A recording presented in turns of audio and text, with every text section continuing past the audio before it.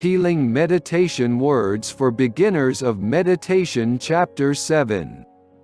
1. There is no suffering for him who has completed his journey, who is from sorrow, who has freed himself on all sides, who has shaken off all fetters.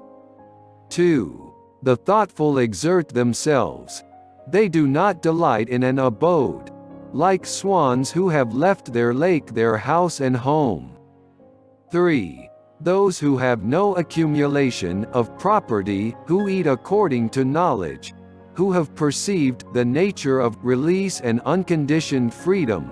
Their path is difficult to understand, like that the flight of birds through the sky. 4. He whose passions are destroyed, who is indifferent to food, who has perceived the nature of release and unconditioned freedom. His path is difficult to understand, like that of birds through the sky.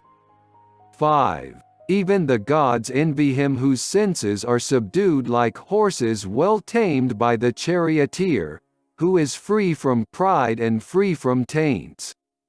6. Such a man who is tolerant like the earth, like a threshold, who does his duty, who is like a lake free from mud. To a man like that there is no cycle of births and deaths. 7. His thought is calm. Calm is his word as well as his deed when he has obtained freedom through true knowledge and has become tranquil.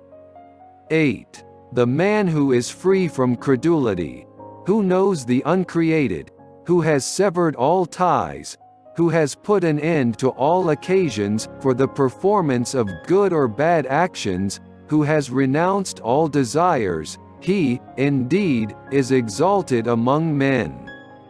9. That place is delightful where saints dwell, whether in the village or in the forest, in deep water or on dry land. 10.